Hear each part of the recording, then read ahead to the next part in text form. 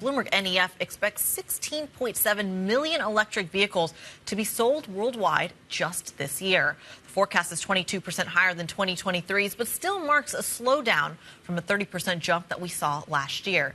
Now, the numbers point to a bumpy road for the EV industry over 2024. I want to get a little bit more on this and bring in Aleksandra O'Donovan, head of Bloomberg NEF's electrical vehicles team. Aleksandra, talk to us a little bit about this slowdown here. Is this a one-off, or is this something that's actually going to play out with perhaps more momentum or a bigger deceleration this year? Well, there has been a lot of those overly dramatic headlines in the news in the past few months, pointing to the slowdown, to the decline in EV sales.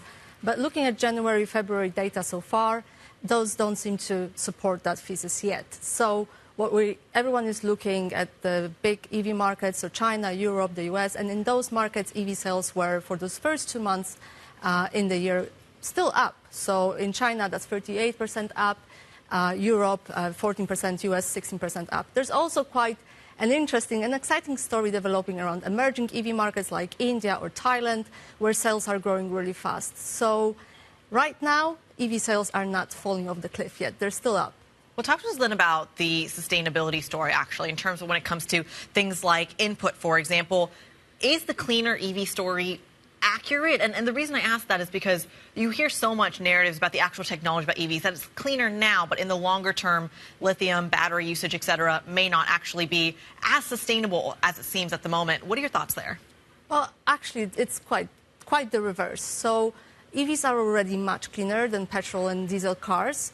A lot of that debate around the life cycle sustainability of electric cars stems from the fact that in the manufacturing phase, EVs are quite emission intensive, and that's down to the emission intensity of battery manufacturing process.